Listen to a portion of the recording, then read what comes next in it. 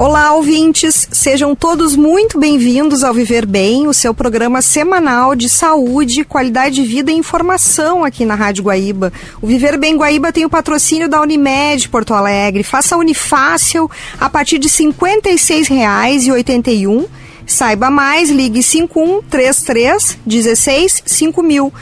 Respirar deveria ser algo automático, mas para milhões de pessoas isso não é tão simples assim. Hoje vamos falar sobre a asma, especialmente na fase adulta, quando muitas vezes ela ainda é subestimada. No próximo dia 5 de maio é celebrado o Dia Mundial de Combate à Asma e o alerta deste ano é claro: o acesso ao tratamento correto, principalmente aos inaladores com corticoide, ainda é uma necessidade urgente. A asma é uma das doenças crônicas mais comuns do mundo, afeta mais de 260 milhões de pessoas e, infelizmente, ainda causa centenas de milhares de mortes por ano. Muitas delas poderiam ser evitadas com diagnóstico e tratamento adequados. E para nos ajudar a entender melhor este cenário, recebemos hoje a doutora Caroline Franzlieben, pneumologista e subinvestigadora do Centro de Pesquisas Clínicas em Pneumologia do Hospital São Lucas da PUC. Doutora Caroline, seja muito bem-vinda ao Viver Bem. Muito obrigada pelo convite. É um prazer hoje estar aqui para falar de um assunto tão importante que é a asma. Somente aqui no Rio Grande do Sul, né? Com as nossas mudanças bruscas aí de temperatura. Sim, né? Com certeza. Infelizmente ainda é uma doença muito subdiagnosticada e por causa disso ainda é subtratada e faz com que tenha tanta busca muitas vezes pelo tratamento à emergência desses pacientes, porque eles não conseguem, né, fazer o controle adequado durante o dia a dia, que é o que a gente vem buscando e que é o que a GINA, né, que é a nossa iniciativa global de tratamento da asma, traz nessa slogan da campanha desse ano. Uhum. E doutora Caroline, para a gente começar de forma básica aqui, mais didática, né? O que é a asma, né? O que acontece no pulmão? Então, só para as pessoas entenderem, a asma ela é uma inflamação crônica da via aérea. Então, primeiro eu quero trazer o conceito de crônica, o que é uma doença crônica, que eu acho que é muito importante as pessoas terem uma ideia. Então, quando eu digo que a doença é crônica, eu digo que essa doença não tem cura.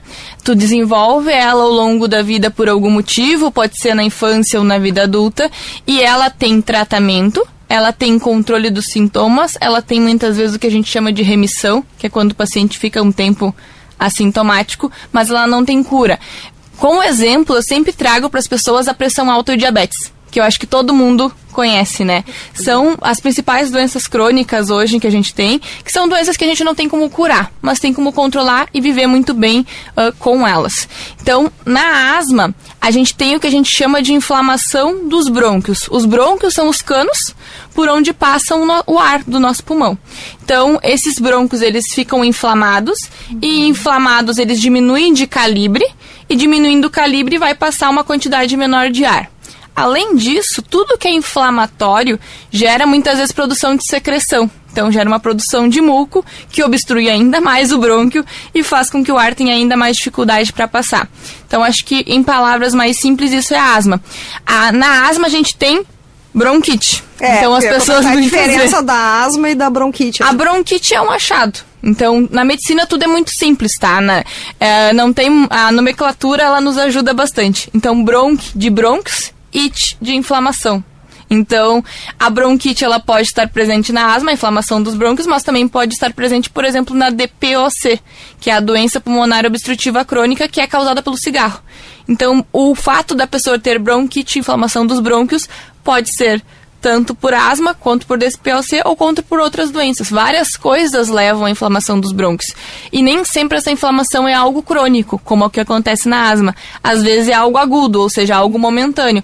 A pessoa fez uma reação, fez uma infecção respiratória, inflamou os brônquios, depois ela curou a infecção respiratória e o brônquio até uma pneumonia, doutora? Uma pneumonia, uma influenza, Covid, qualquer infecção pode levar a essa inflamação dos brônquios. Então, o fato de dizer que é bronquite é o ato do brônquio estar inflamado. Mas ele ocorre em várias doenças. A doença asma é diferente.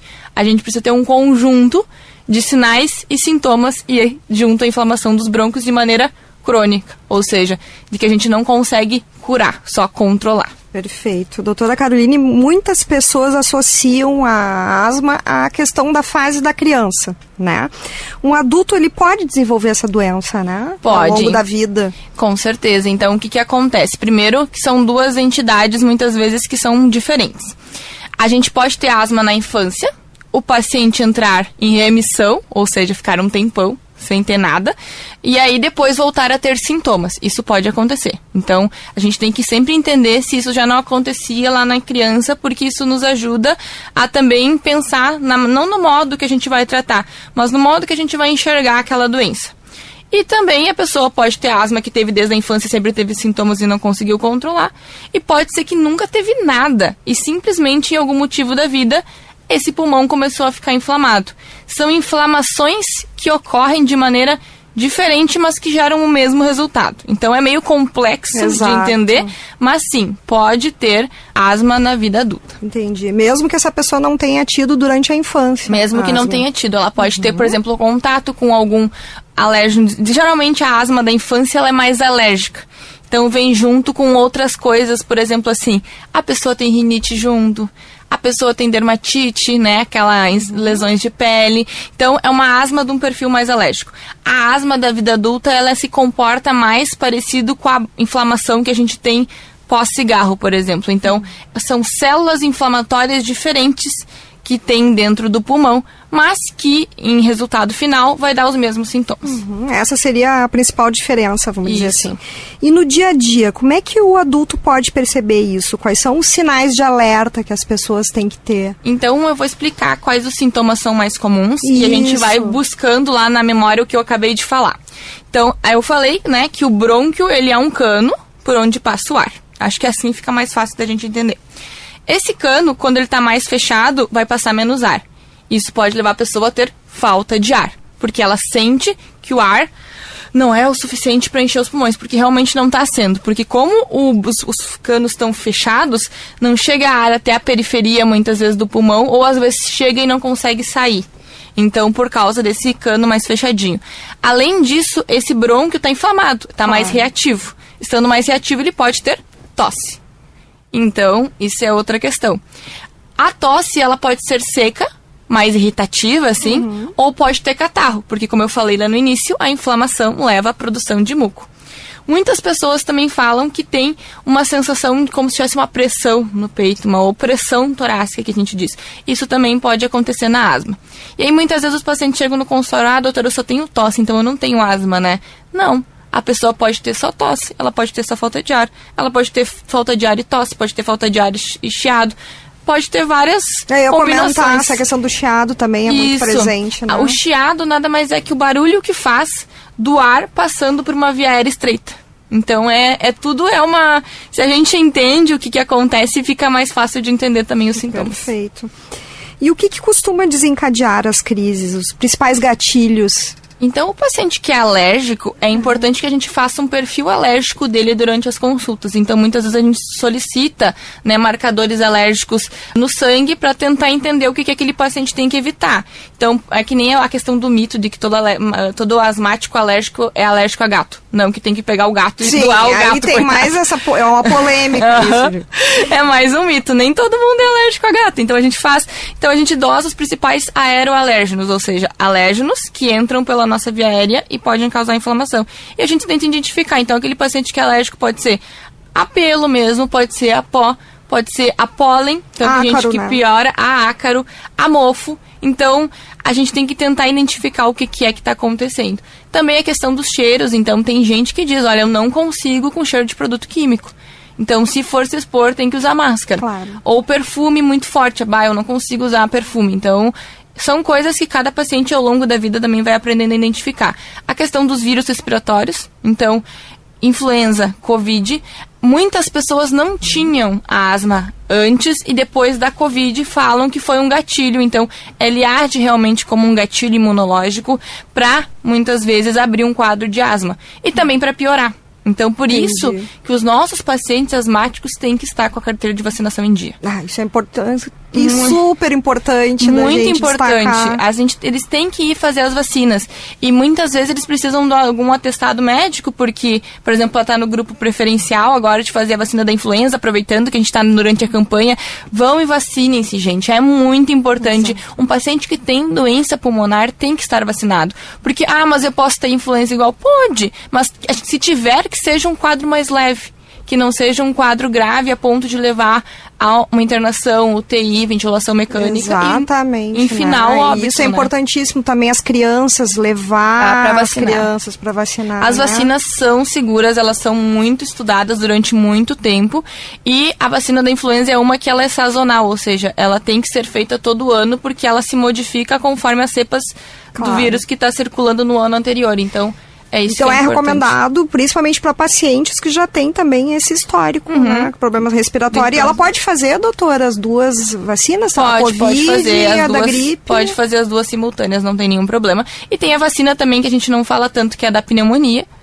Que os pacientes também estão, os pacientes que têm doenças respiratórias são do grupo que deve ter indicação de fazer. E mais recentemente a gente tem uma outra vacina que infelizmente essa a gente só tem para adultos, tá? No setor privado, que é a vacina do vírus sincicial respiratório, que é um vírus muito comum de dar infecção, que primeiro a gente só estudava ele em crianças, mas a gente começou a ver que ele também é responsável por fazer infecções em adultos. Então ele existe, mas aí só no setor privado. A gente ainda não tem no SUS para adultos. Entendi. Mas ela é recomendada então para adultos. A partir dos 18 anos também. Idealmente, todos os que têm mais que 60 deveriam fazer, mas também para adultos tem um efeito importante. Perfeito. E além disso, as outras questões, né? Então, assim, a gente não pode esquecer que a obesidade é um fator de risco para a pessoa ter asma. Então, tentar cuidar da saúde, tentar estar no peso adequado. Então, a obesidade é uma doença inflamatória sistêmica. Eu acabei de dizer que a asma é uma doença inflamatória do pulmão. Então, também é um desencadeante. E fora as questões de exposições que a gente tem aqui no Rio Grande do Sul, que a gente não pode esquecer, o nosso estado ainda é um dos que mais tem tabagistas. Então, a exposição à fumaça do cigarro, e não só o cigarro convencional, mas também o vape, e também a outras fumaças. A gente tem muito em casa, fogão a lenha, lareira, o nosso churrasco. Então, é ideal que não é que o asmático não possa participar de um churrasco. O ideal é que ele não fique muito exposto. Muito próximo, para não ser um gatilho, né? Isso, para a fumaça não ser um gatilho. E existe um perfil mais comum de paciente com asma na vida adulta? É exatamente isso que eu estava falando, a questão da obesidade. Então, pessoas obesas estão com maior risco, né, de desenvolver asma. E a asma na vida adulta ela é mais comum, então, em mulheres, por uma questão hormonal. Então, os nossos hormônios, como estrogênio e progesterona, estão diretamente ligados a isso. E também a outras questões, né? As mulheres, muitas vezes, elas também são mais predispostas a serem um sobrepeso e outras doenças como são gatilhos também, que eu não falei antes, mas que é importante as pessoas saberem. Então, não adianta, eu sempre falo para meus pacientes, não adianta nada eu dar a melhor medicação inalatória que for. Se ele não tiver com outras doenças, como, por exemplo, rinite controlada, ou seja, tem que tratar a doença da via aérea superior, ou refluxo, também é um desencadeador de asma. É importante falar da questão do refluxo. Do refluxo. Então, ter também refluxo é um fator de risco que não estar tratado para não conseguir controlar a asma. A apneia do sono, a gente sabe também. Então, aquelas pessoas que durante a noite, né, não é só o ronco, às vezes as pausas respiratórias. Fazem pausas respiratórias. Então, às vezes as pessoas associam, mas eu não ronco. Não necessariamente tu precisa roncar para ter apneia. É tu observar que a pessoa durante a noite meio que para realmente de respirar e acorda se afogando. Isso também, então, é outra doença que a gente tem que controlar. Tem muitos pacientes que têm asma por medicamento. Então, por exemplo, tem pessoas asmáticas que são intolerantes a usar alguns tipos de anti-inflamatório, por exemplo, AS e outros anti-inflamatórios. Tem a asma do exercício. Então, tem pessoas que só fazem crise de asma durante o exercício. Nossa, mas é um problema, né? Mas tem controle, né? Tem controle, não. A gente faz o tratamento e faz as medidas antes e após fazer o exercício também. Porque a gente não deve não fazer o exercício porque tem asma. Claro, isso é importante a gente frisar aqui, né? Porque é muito ponto positivo. É um ponto fazer. Sim, e é um mito que a pessoa que tem asma só pode fazer natação, tá? Porque também tem isso, doutor, eu tenho pavor de água, como é que eu vou fazer natação e asmático só pode... Não, asmático pode fazer todo e qualquer exercício, inclusive eu tenho pacientes que fazem crossfit, por exemplo. Então, exercícios de alta intensidade. Perfeito. Então, não é um impeditivo. E, doutora Carolina, agora a gente falando sobre o diagnóstico, a espirometria ainda é o principal exame? o principal é o paciente procurar o médico. Acho que eu sempre digo isso. Ir no médico e fazer a avaliação. Porque uma alteração na espirometria não necessariamente é asma. Pode ser outras coisas. Então, a gente tem que entender como é que é o contexto, como é que acontecem os sintomas que é, quando é que começou, quando é que terminou, qual é a periodicidade dos sintomas, com o que alivia, com o que piora, e junto a espirometria. Claro. Para as pessoas entenderem o que é uma espirometria, porque não é um exame simples, tá? Então, a espirometria não é um exame de imagem, que nem um raio-x, uma tomografia. Ela é um exame que o paciente vai no laboratório de função pulmonar e lá a gente faz manobras respiratórias. Ou seja, o paciente vai assoprar numa máquina. Então, primeiro a gente vai dizer, respira normal, e o paciente respira normal. Depois a gente vai dizer, agora enche o peito de ar, e o paciente tem que encher o peito de ar, e agora sopra fundo, e o paciente vai dar um sopro bem forte. E depois ele tem que manter por um tempo, soprando, e depois ele puxa de novo. O que esse exame vai nos dizer? O quanto de ar está entrando no pulmão, o quanto de ar está saindo, se isso é adequado e se não está ficando ar, digamos, preso dentro do pulmão. Então, isso nos mostra que tem uma obstrução, o que aquele caninho está obstruído e que por isso não está saindo todo o ar. Então, acho que isso é uma questão muito importante também dos pacientes entender. Já adianto que é um exame muito chato de fazer, tá? Então, não é legal que nem tu ir lá, só faz um raio-x que tu para na frente da máquina e tá tudo certo, bate o raio-x, acabou. Eu já fiz esse exame, mas ele é muito importante. Ele é muito importante. Eu sempre digo para os pacientes, é importante que a gente faça, pelo menos os pacientes que têm pneumopatias, uma vez ao ano, pra gente entender. E é importante pra gente acompanhar também, porque só com ele a gente consegue ver como é que está evoluindo a asma ao longo do tempo. Perfeito. E existem casos em que o diagnóstico é mais demorado, assim, para fazer essa investigação? Porque eu imagino, claro, uma boa investigação com o médico e, de preferência, claro, encaminhamento para um pneumologista. Sim. Né?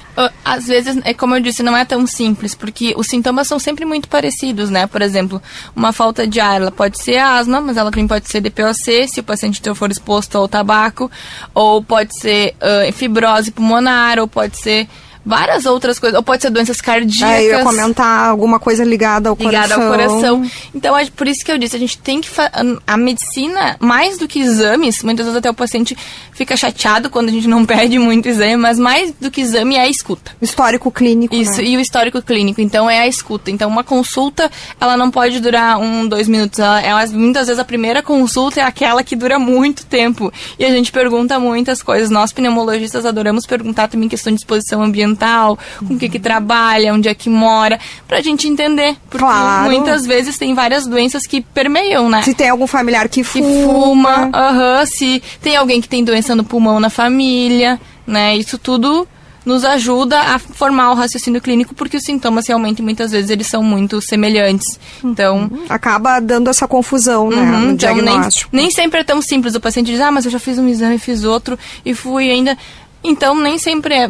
Às vezes vai ser muito simples e às vezes pode ser que às vezes até um mais. Exame de sangue também pode ter alguns indicadores. Isso. Para que a gente usa exame de sangue na asma, tá? Para ver essas questões de inflamação. Então, tem células inflamatórias que a gente avalia e também a questão da alergia, como eu te falei. Investigar ao que o paciente é alérgico e se ele é alérgico, porque nem todo paciente asmático é alérgico. Então, os exames de sangue mais são nesse sentido. Para outras doenças, a gente vai pedindo outras coisas, mas na asma, acho que são assim. São mais marcadores, assim. Mais marcadores.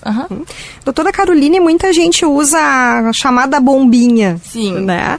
Qual é a diferença entre os remédios de alívio e os de controle? Eu acho que isso é bem importante a gente esclarecer aqui para os ouvintes. Acho que isso é uma das coisas mais importantes, porque tem muita gente achando que está se tratando com aerolin, né, com o famoso salbutamol, ou com a nebulização com Atrovent, e na verdade não tá. Então, como é que eu explico isso para os pacientes no consultório? Então, a gente tem essas medicações que são medicações de resgate. Então, elas não tratam nada. Elas simplesmente têm ação de abrir rápido os brônquios. Então, elas aliviam os sintomas naquele momento.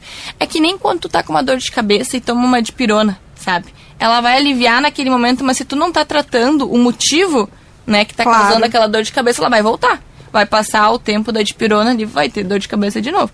A mesma coisa é com a aerolin e o Atrovent.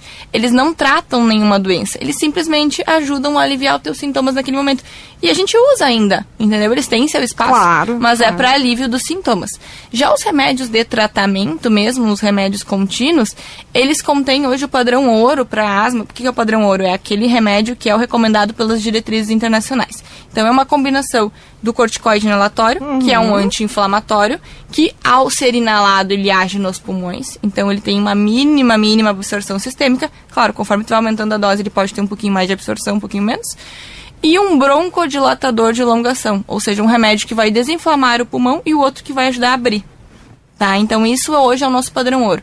Eles podem ser usados desde aquele paciente que tem asma leve, que é aquele paciente que não tem sintomas todos os dias, tá? E de maneira que a gente chama esquema MART, que é o esquema de si necessário, até usados diariamente, então 1 ou 2 vezes ao dia, a depender do tipo de remédio. Tratamento contínuo seria? Tratamento contínuo. Ah, mas doutor, eu vou viciar na bombinha. Não vai viciar na bombinha. O que acontece? Vamos trazer pressão alta de novo, porque eu acho que fica mais claro para as pessoas. Tomei o remédio da pressão, tá? Certo. Todos os dias. E a pressão ficou ok. Se eu não tomar o remédio da pressão, o que vai acontecer? A pressão vai subir de novo. Exato. É porque tu tá viciado no remédio da pressão? Não, é porque tu tá sem tratamento. Então é a mesma coisa que acontece com as medicações inalatórias. Se tu não usar todos os dias conforme a orientação do médico, em algum momento tu vai ter sintomas de novo. Ah, mas eu usei o remédio da pressão e mesmo assim teve um dia que por algum motivo eu tive um pico de pressão alta. Isso também pode acontecer na asma. Então, posso que algum dia eu fique pior. Claro. Ou porque eu tive uma infecção respiratória, ou porque eu tive uma exposição a alguma coisa que irritou mais meu pulmão. Então, não é que tu nunca vai ter crises usando o remédio. Aqui a gente tem a ideia é tentar minimizar. Com certeza. A pessoa vai estar protegida, né? Protegida. Então, o paciente tem que usar conforme for prescrito pelo médico. E se está usando só Aerolin e só Atrovent, hoje esse tratamento está errado, tá? Então hoje a diretriz não recomenda o uso isolado de Aerolin e de Atrovent sozinho, sem ter o corticoide inalado ou alguma outra medicação para controle. Então as pessoas podem se tranquilizar em relação ao corticoide, porque tem a indicação médica, acho que é importante. A questão é essa que eu falei. Usar o corticoide inalatório faz com que ele haja predominantemente no pulmão. O que vai acontecer se a pessoa ficar tendo crises, tá? Cada vez que uma pessoa tem uma crise, a gente tem que dar o corticoide para tomar pela boca. Que esse é o tratamento da crise. É o corticoide para tomar pela boca. E aí, quanto mais crises a pessoa tiver, mais ele vai tomar. E aí ele vai começar a ter aqueles efeitos que a gente não quer. Então, por isso, efeitos colaterais que a gente não quer, como aumento do risco de osteoporose, descontrole do diabetes, tá? Aumento do risco de doenças cardiovasculares. Então, a ideia é, uso o meu tratamento contínuo, com o meu corticoide inalado, que tem mínima absorção sistêmica, para não ter crises. Perfeito. Tá? Para que eu não tenha que tomar o corticoide. Já fazer uma prevenção. Uma prevenção. Então, para que eu não tenha que usar o corticoide via oral em algum momento. Então, é para isso que a gente tem que manter, além de todas as outras coisas, né? Remodelamento do pulmão e tudo mais. E, doutora Caroline, quando é que a gente pode dizer que a asma está controlada? Vamos dizer aquele paciente, eu tô com a minha asma controlada. Quando o paciente vive a vida normal, sem sintomas. Porque isso é uma coisa... E sem crises, tá? O que é uma coisa importante? O paciente asmático, principalmente aquele paciente asmático desde a infância, ele é um hipopercebedor dos sintomas. Ou seja, ele está acostumado a tossir toda hora, ele está acostumado a ter falta de ar para subir uma escada, ele está acostumado a acordar várias vezes de noite por causa disso. Então, para ele, isso já é a vida normal. Quando ele não, entendeu? Ele não sabe o que é viver sem esses sintomas. Então, quando a gente pergunta, muitas vezes ele diz, não, tá tudo bem. Normaliza aquilo, né? Então, a gente tem que entender que o normal é não ter sintomas. O normal é não ter sintomas nunca. Então, isso é o que a gente espera. Hoje a gente consegue isso com os tratamentos que a gente tem para asma. Claro que ainda existem asmáticos muito graves que a gente não consegue chegar ao não ter nada de sintomas. Mas isso é uma minoria, é menos 5% de todos os pacientes que têm asma. Que têm asma mesmo, que são asmáticos. E essa questão genética, assim, hereditária, como é que entra esse fator no desenvolvimento da asma? Ele tem um traço genético, sim, em pessoas que têm familiares, é um fator de risco. Mas acho que a asma a gente tem que entender ela como uma doença que não é de um fator único, entendeu? Sistêmica. Ela é sistêmica e ela tem vários fatores de risco, então é muito do que acontece ao longo da vida. E também tem questões que acontecem antes da gente existir, tá? Então tem estudos que nos mostram que, por exemplo, avós maternas que fumavam aumentam o risco dos netos depois nascerem com asma. Então, por causa dessa questão epigenética, das alterações que vão acontecendo nas nossas células ao longo do tempo. Então, é um multifatorial. Sim, não a questão ambiental A questão ambiental, com certeza, está associada junto. Então, vários fatores que levam ao paciente a a ter a doença. Perfeito. A gente vai fazer um breve intervalo e já voltamos com mais informações sobre asma em adultos, falando sobre novos tratamentos, qualidade de vida e cuidados no dia a dia. Fique com a gente e lembre-se, mês da saúde Unimed Porto Alegre. Viva a sua saúde todos os dias.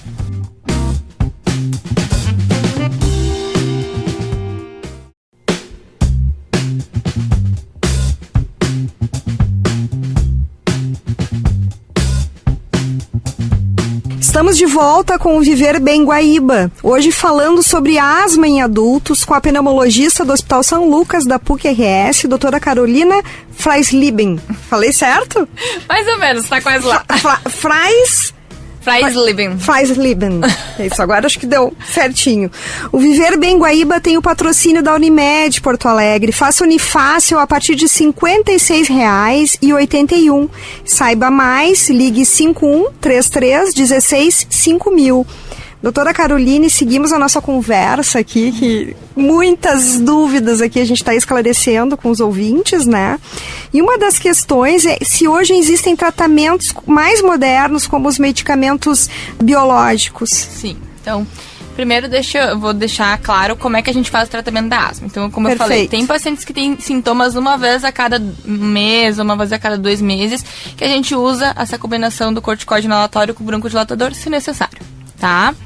Tem pacientes que têm sintomas diários, então esses pacientes geralmente a gente deixa o tratamento contínuo todos os dias. Uhum. Tem pacientes que mesmo com o tratamento contínuo e mesmo a gente aumentando dose, eles não controlam a doença. Então a gente chega a um momento que a pessoa tem sintomas igual mesmo usando dose máxima dos medicamentos inalatórios. Esses pacientes, a gente tem que passar para o último step que a gente fala na asma, que é o step 5. Então, que seria iniciar, então, o tratamento com esses imunobiológicos. Então, só dar a medicação inalatória para agir direto no pulmão não foi suficiente. A gente tem que lançar mão de remédios. Como é que funcionam esses remédios? Eles agem lá nas células, eliminando essas células que causam inflamação. Basicamente é isso. Bem na causa. Bem na causa. Então, reduz essas células todas inflamatórias, ou se for um paciente alérgico, reduz essas células alérgicas, praticamente zerando e fazendo com que essa reação inflamatória não ocorra. Como que a gente usa esses remédios? Então, são remédios que, em geral, são caros, mas eles estão disponíveis tanto no SUS, tá? Via farmácia de medicamentos especiais, então, quanto nos convênios, tá? Então, são remédios que estão no rol da ANS, então os convênios pagam por essas medicações porque está escrito no rol. É importantíssimo da gente destacar. Exatamente. Então, mas temos as duas possibilidades. Claro que são remédios que têm indicações formais, né, que precisam de laudos, receitas do médico especializado e que tem um perfil de pacientes para se encaixar, não é qualquer paciente. Claro. Que eles dão, então, para aquele perfil de paciente. Tanto os convênios têm suas próprias regras, o SUS tem outras regras. São parecidas, mas não são exatamente iguais, tá? Uhum. E esses medicamentos, eles são subcutâneos, ou seja, não é na veia. Então, a gente faz uma dobra de pele, né, por exemplo, na barriga, faz uma dobrazinha de pele e aplica a medicação. É que nem aplicar insulina. Hoje em dia eles vêm em caneta, que nem insulina, então, ou que nem esses remédios novos que todo mundo conhece hoje para emagrecer. As chamadas canetas emagrecedoras, entre aspas. Aqui. Entre aspas, mas são remédios, então, aplicação subcutânea. Como que a gente aplica todos os dias, que nem o medicamento inalatório? Não. Eles depende da medicação, cada uma tem uma dose, mas em geral ou é uma vez a cada 15 dias, ou é uma vez por mês, e tem até medicações que tem uma vez a cada 2 meses. Então, depende de qual for a escolha do médico para cada perfil de paciente. Uhum. Mas eles são medicamentos que mudaram realmente o que a gente tem de expectativa de vida e o panorama da doença da asma grave, assim. Melhorou, quem tem indicação e quem usa, melhorou 100% a qualidade de vida, assim, são resultados fantásticos, e é isso que faz com que hoje a gente consiga, inclusive, ter um menor número de mortes, uma redução dessa mortalidade, porque esses pacientes que são muito graves realmente precisavam de uma alternativa. Eu ia comentar, então, reduziu bastante, significativamente, vamos dizer, a redução a partir do uso desses imunobiológicos. Isso, desses pacientes que têm indicação, dos que têm asma grave, né? A gente tem que lembrar que são medicamentos para os pacientes que estão nessa fase 5 que a gente diz. Não é uma medicação que a gente vai aplicar para todas as pessoas. Uhum. E a gente tem que entender o perfil de cada paciente. Mas o que realmente vai mudar para nós é que todos tenham acesso ao tratamento inalatório.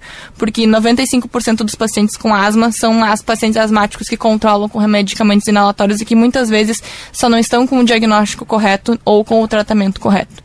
Então, isso para nós é o que muda. É o mais desafiador. É o mais desafiador. E não é porque não tem essas medicações no Sistema Único de Saúde, tem. Então, a gente só tem que saber indicar. Então, existem os tratamentos para asma hoje, estão amplamente, inclusive comparado com outras doenças, a gente tem muitas opções no SUS.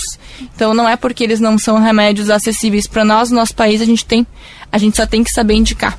Então, perfeito. Ter a prescrição correta e fazer todos os formulários não é difícil para o médico fazer os formulários para ganhar via Secretaria de Saúde. Então, o importante é que tenha o diagnóstico correto e que esses pacientes consigam, né, passar por essas consultas e consigam ter acesso aos tratamentos inalatórios. A questão da saúde primária também, eu fico imaginando, né, quando esse paciente chega lá, vamos dizer, num posto de saúde, ou seja, via convênio, enfim, ele ter essa trajetória do paciente correta. Isso, a trajetória correta e pensar que pode ser asma, mesmo na vida adulta. Acho que a primeira coisa a gente tem que lembrar do diagnóstico. Se a gente não lembra do diagnóstico, a gente não faz o diagnóstico.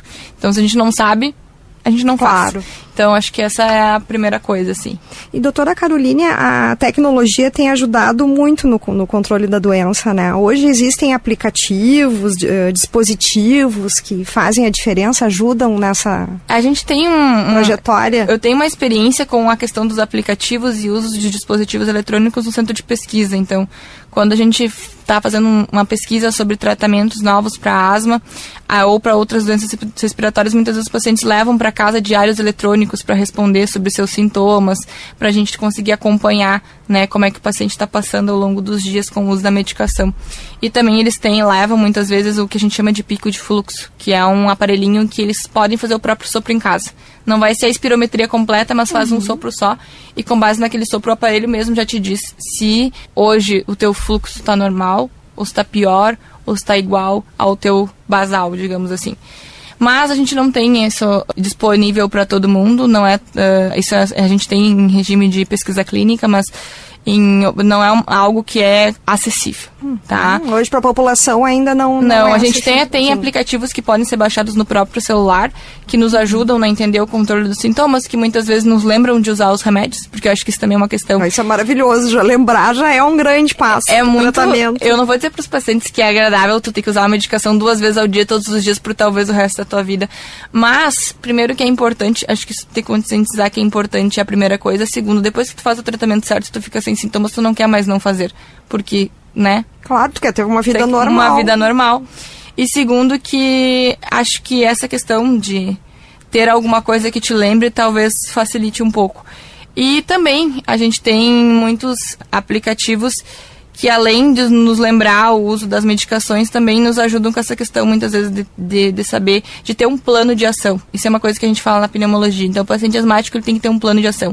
Ele tem que saber o que fazer caso ele tenha crise. Porque, como eu disse, não é porque ele está tratando certinho que, em algum momento, por algum motivo, por alguma exposição, ele não possa vir a ter uma crise. Então, ele tem que saber o que fazer. O que eu faço primeiro? Eu faço um resgate com o Aerolin, eu faço uma nebulização com Atrovent, depois, se não melhorar, o que eu tenho que tomar? Será que eu posso, entendeu? Então a gente faz um plano de ação com o paciente. Ah, mas se chegar nesse momento que eu fiz isso e isso não resolveu, eu tenho que ir para emergência. Então, tudo isso é combinado com o médico durante a consulta. O que fazer caso, né, a crise venha? Porque é uma doença que mata. Isso eu acho que é muito importante a gente destacar que é uma doença grave. É uma doença grave e que pode matar. Então, assim, quando a pessoa faz uma crise, que é um momento agudo, de constrição do pulmão agudo, se não tratado imediatamente pode matar. Então, a gente precisa ter esse plano de ação junto dos nossos pacientes. Doutora Caroline, quais são os riscos de tratar só a crise e não cuidar da inflamação no dia a dia? Então, o que acontece? Ao longo da vida, é importante as pessoas saberem, a gente vai perder função pulmonar. Por volta dos 20 e poucos anos, né? Declínio. A gente chega no nosso pico máximo de função pulmonar e depois ela vai declinar. Vai acontecer. Já está acontecendo comigo, já está acontecendo contigo e vai seguir acontecendo ao longo da vida. Só que ele vai de uma maneira gradual e lenta, não é algo abrupto. Quando o pulmão do asmático ele não é tratado, essa inflamação que antes melhorava e piorava, melhorava e piorava, melhorava e piorava, perde essa capacidade. O pulmão ele perde essa capacidade de dilatar e voltar ao normal. Ele fica com uma obstrução fixa, que nem é o que acontece no DPOC, que é o doente do cigarro. Então aquela obstrução fica fixa e a gente vai perdendo função pulmonar de uma maneira mais rápida. Então quer dizer, quando a asma não está bem controlada, várias complicações podem surgir. Sim. Né? E os gatilhos, eu acho que seria importante até a senhora comentar em relação assim, ao uso de limpeza dentro de casa, né? Que se usa ali o desinfetante, aí eu vou misturar com a clorofila, enfim, o risco disso. Então, assim, primeiro que o paciente tem que se conhecer. Eu acho que ao longo do tempo os nossos pacientes com doenças crônicas, eles acabam aprendendo e entendendo o que vai acontecendo, né? Quais são os gatilhos. Como eu disse, não é o mesmo para todo mundo. Então, tem gente que tem alergia a pó, tem gente que tem alergia a pelo, tem gente que tem alergia a mofo, enfim. Mas a questão dos cheiros fortes, como dos produtos limpos, a gente não deve primeiro combinar produtos de limpeza por uma questão de risco, né? E não só a saúde, mas também nenhum de nós aqui é químico para entender o que a gente pode ou não misturar. E segundo, que essa inalação de produtos químicos faz uma reação inflamatória mais rápida e e piora, né, esse pulmão do paciente asmático que já é inflamado por conta da doença. Então, se for fazer uma limpeza e sabe que é um paciente que tem essa sensibilidade, tem que usar máscara. Então, também a questão do gatilho do cigarro, paciente asmático desde a infância não pode fumar, gente. Nem pensar. Não pode, entendeu? A gente entende que isso é um problema de saúde pública, que é um vício, que o tabagismo é uma doença, então a gente tem que enxergar dessa forma. Exato. Então ninguém se vicia porque quer, né? Então a gente tem que tratar dessa maneira. Mas se você fuma e tem asma desde a infância, procure atendimento médico. A gente tem formas hoje de ajudar a tratar essa dependência. Então, assim, não fumar, não usar vape, não usar outras coisas, maconha, que também tem fumaça, tá? Narguilé, que também tem fumaça. Então, tentar não se expor a essa queima da biomassa, como a gente falou antes. Não estar em ambiente fechado. Agora a gente já esperando aí que os dias mais frios, né? Daqui a pouco começam a chegar. Essa questão de cuidado com lareira, com aquecedor, os cuidados que tem que ter. Primeiro, a gente tem que lembrar de manter os nossos ambientes sempre arejados, né? Mesmo no inverno, eu sei que a gente sente frio, mas tentar manter o ar, né, circulando, por causa da questão dos vírus respiratórios, que agora ainda mais ficam acumulados naquele local fechado, ainda mais se a gente tiver com muitas outras pessoas. Vacinação, né? Então, vacinas tem que estar em dia. A questão da lareira e fogão a lenha também. Então, a queima da biomassa, né, da lenha ali em ambiente fechado também vai fazer com que essa fumaça fique no ar. A questão da ventilação também e de pegar sol, porque leva à formação de mofo. E a gente tem que entender que o mofo não é falta de higiene, tá? Ele é um fungo que se propaga, mesmo a gente fazendo todas as coisas possíveis de limpeza. E tudo. Então, a gente tem que trocar os lençóis, travesseiros. Isso é importante. Então, todas essas coisas são cuidados que o paciente asmático tem que ter. Ar-condicionado, tá? Então, manter limpo e sempre fazer a troca do filtro quando indicado. Outra coisa, pessoas que têm muito ressecamento da via aérea por causa dessas oscilações de temperatura, se dorme com ar-condicionado, deixar uma bandeja de água dentro do quarto ou comprar um umidificador para tentar deixar o ar mais úmido. Isso faz com que irrite menos a mucosa da via aérea. Então, acho que são pequenos cuidados e principalmente a questão da vacinação que eu já falei antes. É importante a gente reforçar o tem quanto que se vacinar, ela previne. Seguro e é importante. Como tu havias comentado, há um aumento dos vírus respiratórios e isso impacta diretamente quem tem asma, né? Como é que é feito o tratamento, vamos dizer, além das vacinas, aí a pessoa, vamos dizer, contrai um vírus da gripe, como é que é feito esse depende muito, né? Se a gente consegue identificar que é influenza e tá naquelas primeiras 48 horas, geralmente a gente tem a indicação nos pacientes com doenças respiratórias de usar o Tamiflu, né? Que é a medicação que a gente combate a influenza. Covid, a gente tem o Paxlovid para casos leves e medicações como o Remdesivir e outras medicações para casos graves. Então, são medicações que a gente pode lançar mão a depender de onde o paciente estiver. Mas, por exemplo, o Paxlovid tem no SUS hoje, os pacientes conseguem tirar se eles tiverem indicação, se forem pessoas que estão em risco, né, e contraem Covid. Os outros vírus, a gente não tem um tratamento específico. Mas se pegar um rinovírus ou algum outro vírus, o vírus essencial respiratório, as medidas são medidas de tratamento de doença viral. Então, tomar muita água, né, analgesia, anti-inflamatórios, a depender da indicação, se tiver febre, antitérmico. Então, a gente vai e acaba tratando os sintomas. E se a pessoa faz uma crise de asma secundária à infecção, daí a gente lança mão de outras coisas. Por exemplo, o tratamento da crise de asma envolve muitas vezes da corticoide via oral. Então, a gente tem que identificar. É importante que o paciente esteja atento e se tu tem asma e contrai alguma dessas infecções respiratórias, ir no médico. Ou procurar fazer uma teleconsulta, alguma coisa pra ouvir a opinião do médico. Mas buscar ajuda, né? Isso, buscar ajuda, porque pode ser que tu não piore muito da tua doença respiratória no primeiro e segundo dia, que isso aconteça mais ao longo dos próximos dias. Então a gente tem que estar bem atento. Assim. Perfeito. Eu gostaria que a senhora comentasse também da automedicação, os riscos da automedicação. Por favor, não tomem corticoide por conta própria. Isso é uma coisa que a gente bate bastante na tecla. Muitas vezes o que acontece? O paciente está subtratado, tá lá usando seu aerolin, seu atrovente. Aí ele fica pior dos sintomas, ele sabe. Porque em algum momento ele já foi numa emergência, numa UPA em algum lugar, e tomou o corticoide, que isso naquele momento provavelmente estava indicado. E aí depois ele sabe que ele melhora. E aí ele fica tomando corticoide via oral. Só que isso, além de não tratar a asma a longo prazo, traz muitos efeitos adversos. Então, se você está vendo que a sua doença não está controlada, procure um médico, procure um pneumologista. A gente vai fazer otimizar o tratamento inalatório para que essas crises não aconteçam. Então, não tomem, e nem antibiótico, gente. As pessoas guardam antibióticos de infecções passadas em às vezes nem olha, às vezes também a validade, o lugar que está sendo, o local que está sendo armazenado. E às vezes aquele antibiótico não serve para tudo. Cada antibiótico tem uma indicação. Então o antibiótico que tomou para infecção urinária muitas vezes não vai funcionar para o pulmão. Ou não vai funcionar para uma sinusite. Então a gente tem que ver se tem indicação também. Para uma infecção viral não vai responder antibiótico.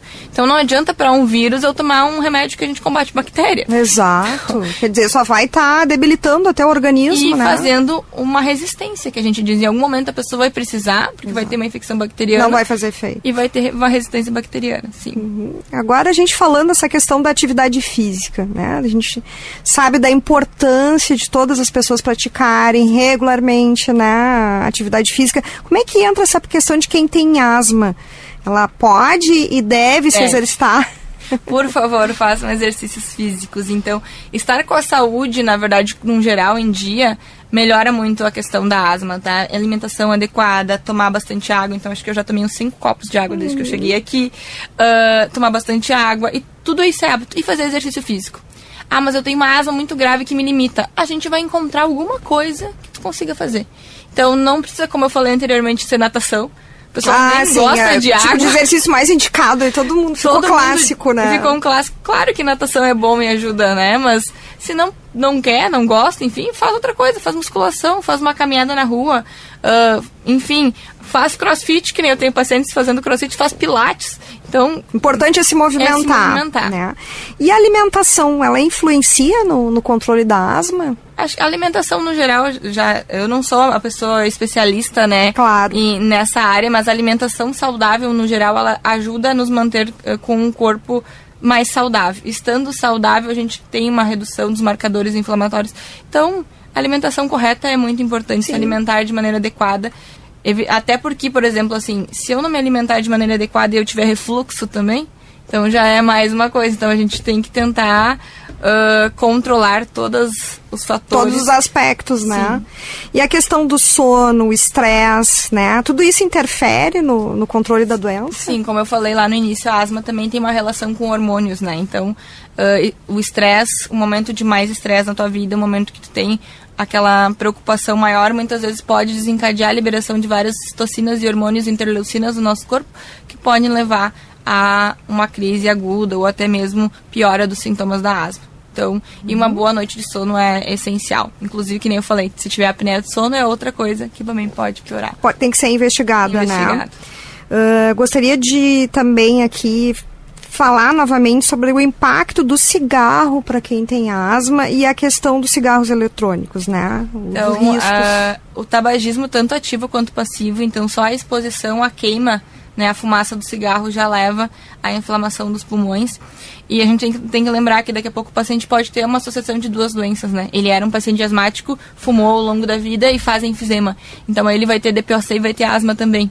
Então são uma associação de duas doenças, isso faz com que dificulte um pouco mais ainda o tratamento e o controle. E os vapes, eles não são inofensivos, então isso é uma tecla que eu venho batendo há bastante tempo, é uma preocupação que a gente tem principalmente com os nossos jovens. São dispositivos que muitas vezes passam despercebidos dentro da nossa casa, eles levam, muitas vezes parecem uma caneta, um pendrive, ou um marcador de texto, são coloridos, são bonitos e são atrativos, têm gostos diferentes.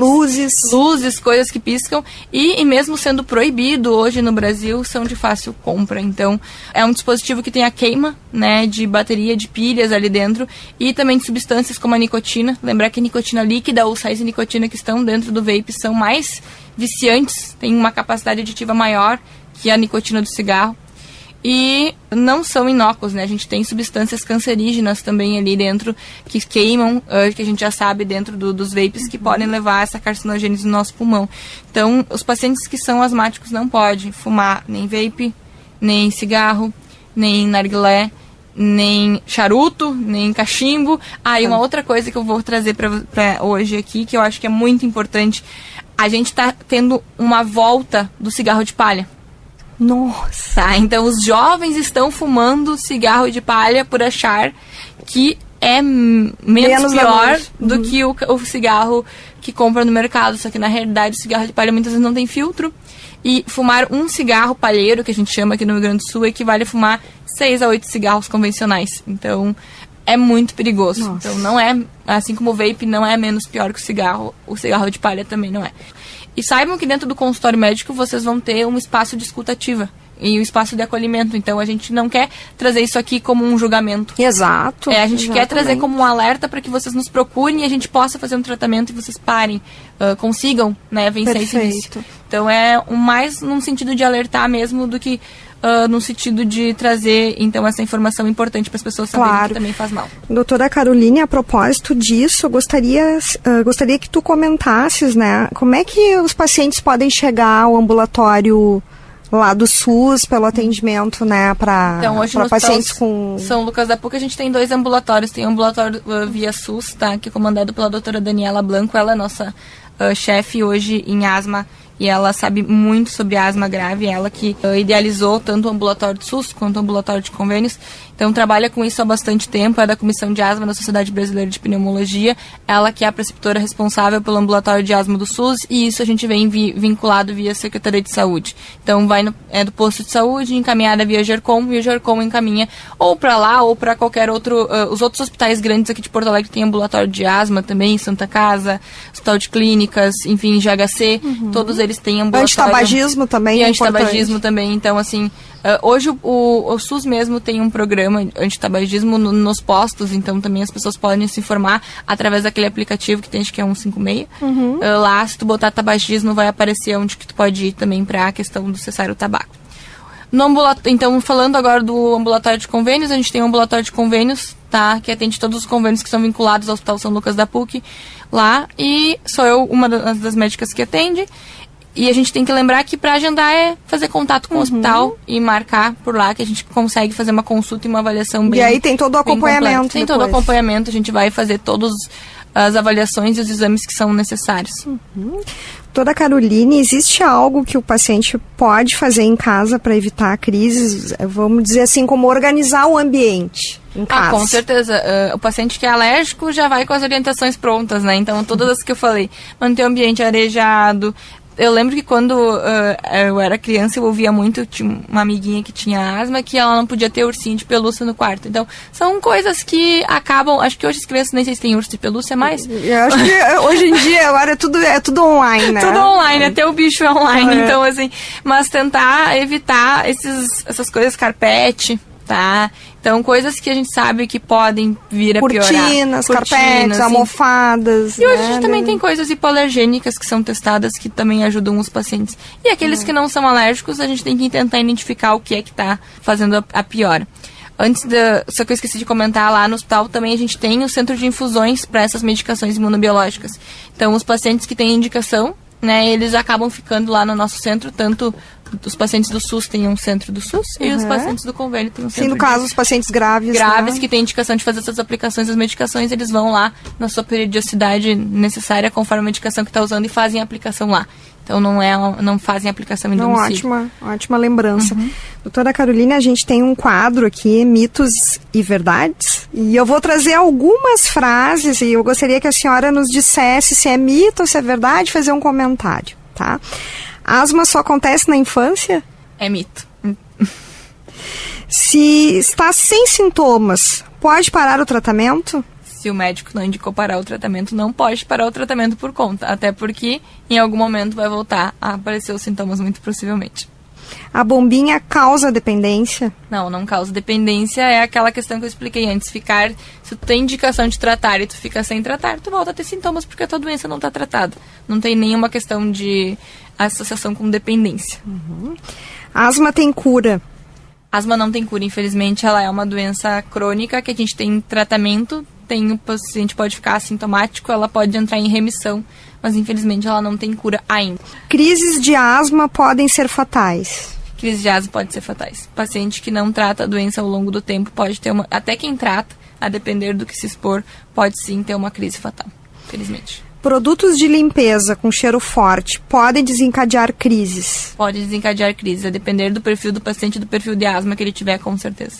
Ansiedade e estresse podem piorar a asma? Pode piorar a asma, infelizmente. Por isso também que a gente tem que estar com o tratamento em dia. Porque hoje a vida faz parte, né? A gente tem momentos de melhora, de piora, estar mais estressado ou menos estressado. Só não tá estressado quem não tá vivendo, né? Exato. Então os problemas, eles acontecem para todo mundo. Então a gente tem que fazer o que a gente puder para tentar prevenir a crise, que é fazer o tratamento certinho. Doutora Caroline, muito obrigada pela tua participação aqui no programa. Foram grandes contribuições. Eu tenho certeza que todas as pessoas que estão em casa ouvindo, ou no carro, correndo, estão ligadas aqui, vão fazer grande proveito das informações. Então, foi um prazer estar aqui hoje, pra gente tendo essa conversa. Eu acho que sempre que a gente puder trazer informação de qualidade, te parabenizo pelo programa, porque isso é um grande feito para a população. Ter as informações corretas no mundo de tantas fake news.